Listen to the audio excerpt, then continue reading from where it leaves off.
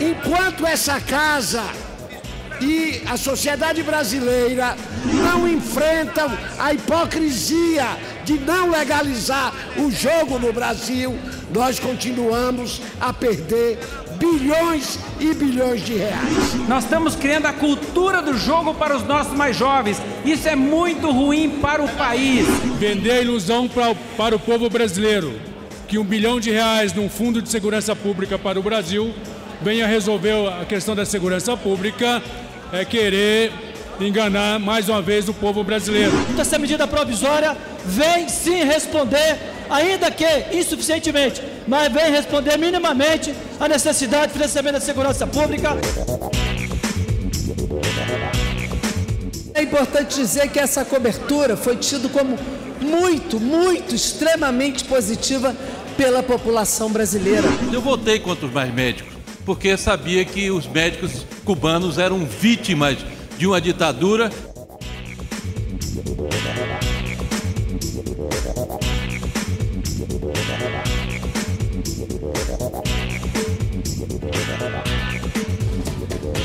A semana começou com a aprovação da medida provisória que destina parte da arrecadação das loterias federais para a segurança pública. A proposta prevê também a criação de loteria com apostas que poderão ser feitas pela internet. Uma das críticas à medida provisória foi a questão da não legalização dos jogos de azar. Enquanto essa casa e a sociedade brasileira não enfrentam a hipocrisia de não legalizar o jogo no Brasil, nós continuamos a perder bilhões e bilhões de reais. Para que se tenha uma ideia, o jogo oficial arrecadou no ano passado 14 bilhões. Os jogos que são considerados fora da lei geraram para o país 20 bilhões de reais.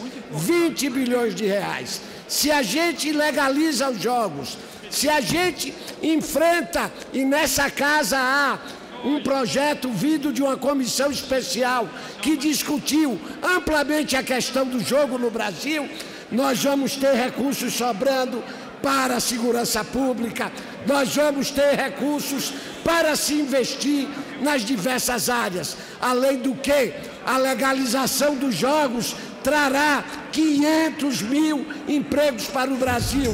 Os senhores deputados estão criando uma nova loteria, uma loteria para os mais jovens, uma loteria que qualquer criança com celular na mão, com 7 ou 8 anos, vai começar a jogar.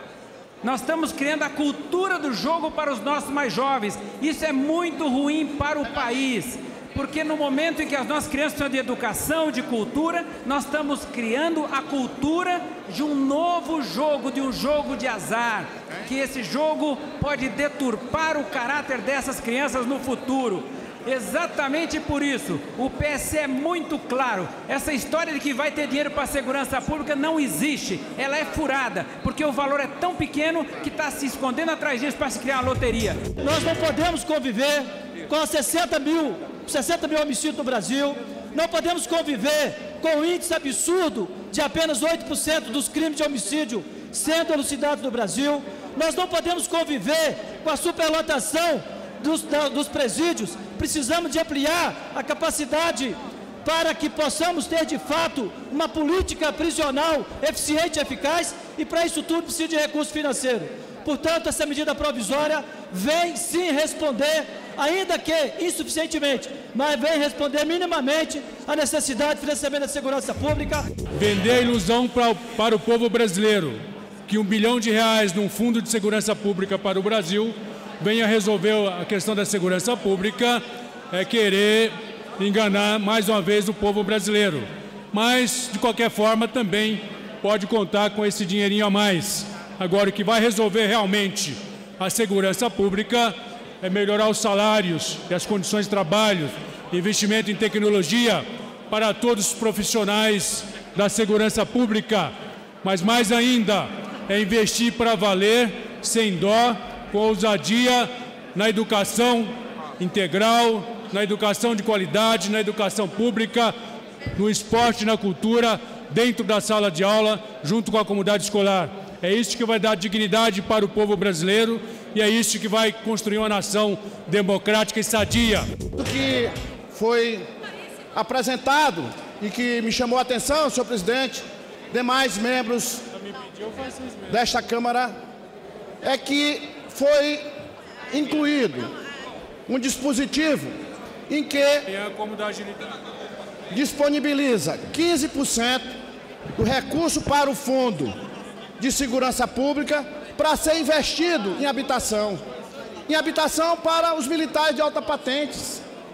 Isso que nós fizemos, aprovar a destinação de parte dos recursos das loterias para o Fundo da Segurança Pública, é justamente para combater a criminalidade que está muito alta. Mas não é construindo casas para militares que nós vamos combater a violência e a criminalidade. Um dos itens que foi colocado, e eu vejo até que o governo repense nessa situação, que foi um dos itens que colocou 10% para a segurança pública ser trabalhado com a habitação e o bem-estar das famílias e também dos policiais que vão para essas regiões de fronteira, dessas forças operacionais. Então, que seja revisto, porque desta forma nós vamos ter com maior facilidade a possibilidade de maiores soldados de forças de segurança que se desloquem, seja para o Rio de Janeiro, seja para nossas regiões de fronteira. Então essa medida provisória, ela contempla o esporte, contempla a cultura, contempla a educação junto à Lotex e contempla também com 13% de segurança pública, que passará de R$1 bilhão na arrecadação. Outro ponto de divergência foi a retirada de recursos do FIES, Fundo de Financiamento Estudantil. Com a nova redistribuição dos recursos das loterias, o FIES perde cerca de R$900 milhões. Criamos um grande consenso aqui, as divergências que são pontuais. Então vamos manter o consenso de que os recursos aqui, desse superávit, dos recursos específicos da lotérica, possam ser investidos naquilo que é o fim: segurança, cultura, esporte e educação, através do aumento das possibilidades de financiamento dos alunos de famílias pobres de baixa renda e que precisam de um crédito para estudar numa universidade privada. A dívida pública está na casa de trilhões e trilhões e trilhões. O impacto que vai ter para a amortização da dívida é praticamente nulo. Em contrapartida, nós poderíamos produzir bolsas de estudos para facilitar o acesso ao ensino superior de milhares, quem sabe milhões, ao longo do tempo, de jovens brasileiros. Então eu queria, deputado Romano, você que acompanhou todo o debate da elaboração desse texto, fazer uma consideração para que nós levássemos em conta. Trata-se de loterias que já têm uma regra de repasse desses recursos para o financiamento estudantil. Deputado Orlando Silva, esse recurso da Lotex, ele não foi colocado nessa redistribuição do FIES, porque ele tem uma designação diferente, uma designação que será trabalhado com a meritocracia das escolas que melhor serem avaliadas, receberão um recurso designado pela Lotex, por isso que ela não foi incluso. Este recurso será redesignado juntamente com este valor colocado pela Lotex. Então trata-se de uma modalidade nova, foi conversado junto ao Ministério da Educação e foi aceito que pudesse ser feito desta forma e não indo para o FIES. A proposta já foi também aprovada pelo Senado e será enviada agora para a sanção presidencial. Por falta de acordo, a votação da medida provisória que cria o Fundo de Desenvolvimento Ferroviário, que amplia as fontes de financiamento do setor, foi adiada. A falta de consenso entre governo e oposição ficou clara durante os debates. É um escândalo o que nós vamos votar aqui. Eu sou a favor de Fundo Nacional do Sistema Ferroviário. Estou 20 anos defendendo ferrovia, porque é mais barata, mais segura, ambientalmente sustentável, gera induz o desenvolvimento regional, cria emprego no interior desse país e melhora a situação das estradas. Mas não é isso que nós estamos votando aqui. Nós estamos votando dois escândalos: a privatização por preço de banana e a destinação do recurso para uma obra, para uma empresa privada chamada Vale do Rio Doce. É disso que está se tratando. Na realidade, o que está em jogo é: precisamos de ferrovias ou não precisamos? Precisamos. Temos dinheiro para fazê-la? Não. Qual é a fonte desse recurso? É o processo de concessão, neste caso, o processo de antecipação das concessões. A prioridade de onde faz ou não, nós, o Espírito Santo, temos uma prioridade, que é a F-118. Não há recursos, a única fonte que existe é essa. Portanto, o que está em debate, a cor do Brasil é conseguir fazer com competência essas concessões. A cor do Brasil é conseguir fazer com competência que essa fonte de recurso antecipada cumpra o seu papel. Então, eu pergunto, como é que esse Congresso vai aprovar o próximo orçamento sem saber quanto vai aportar nesse projeto que já está comprometendo parte desse recurso? Por essa razão, a nossa ideia é que se crie um fundo ferroviário nacional e que as futuras ortogas sejam colocadas nesse fundo para criar uma política geral, porque, lamentavelmente, do jeito que está, o projeto está muito complicado, está insuficiente para que a gente possa votar com clareza. Eu entendo a preocupação de cada estado, e não poderia ser diferente, mas esse é um fundo soberano que não vai ser exclusivo do Pará. O Pará, com a anuência do governo do Pará, a Vale vai colocar 600 milhões para fazer esse trecho que vai ligar lá a economia do Pará aos interesses da Vale, que geram riqueza para o país, a Norte e Sul. O Espírito Santo também está pensando em usar esse fundo soberano. Não é dinheiro do Tesouro. A Bahia, se quiser fazê-lo, e se tiver pendências do ICMS ou da Lei Candir para fazer acordo com o governo federal, esse fundo abre oportunidade.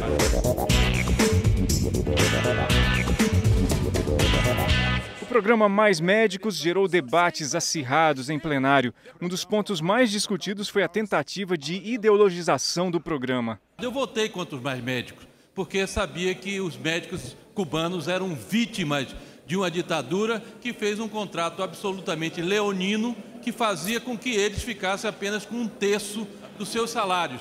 E era algo extremamente benéfico ao governo cubano e muito pouco benéfico para a sociedade e principalmente os médicos cubanos. Mas nós também não podemos aceitar que os médicos que estão se retirando sejam vítimas da ingratidão do povo brasileiro e dos políticos brasileiros. Nós montamos uma verdadeira rede de proteção social que ajudou essas comunidades de mais de 2.800 municípios do Brasil. Só nas aldeias indígenas eram mais de 300 médicos cuidando dos índios, das índias, cuidando das comunidades quilombolas. Esse programa beneficiou quase 30 milhões de brasileiros e brasileiras.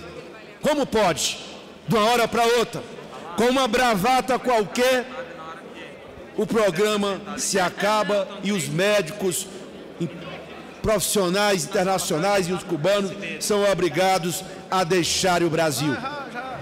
Como é que o governo brasileiro vai suprir essa deficiência? Eu estou para ver. A gente acabou de ouvir aqui 2 oradores falando dos médicos cubanos como se Cuba fosse uma referência de saúde. Se tivessem compromisso com a saúde, não estariam à pressa retirando esses médicos. E supostamente médicos estão correndo para retirar, porque se Jair Bolsonaro chegar à presidência e esses médicos estivessem aqui, nós vamos aplicar o Revalida e vamos ver quantos desses médicos não são militares cubanos infiltrados aqui. Então esses que estão saindo primeiro, de médico, não tem nada. E outra coisa, é uma injustiça que se faz com os brasileiros formados no exterior. É importante dizer que essa cobertura foi tida como muito, extremamente positiva pela população brasileira. E muitas dessas regiões não foram atendidas por outros médicos, que nunca teve o alcance dos outros médicos.